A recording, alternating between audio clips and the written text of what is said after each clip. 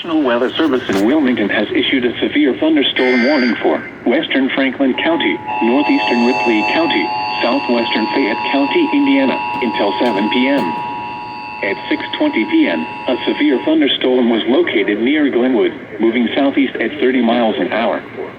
Hazard, 60 miles an hour wind gusts and quarter-size hail. Source, radar indicated. Impact, minor hail damage to vehicles is possible. Expect wind damage to trees and power lines. Locations impacted include Batesville, Brookville, Oldenburg, Glenwood, Lake Santee, Metamora, Laurel, Cedar Grove, Andersonville, Huntersville, Hamburg, Ballstown, Pentown, Interstate 74 at State Route 101, Peppertown, St. Peter, and Buena Vista.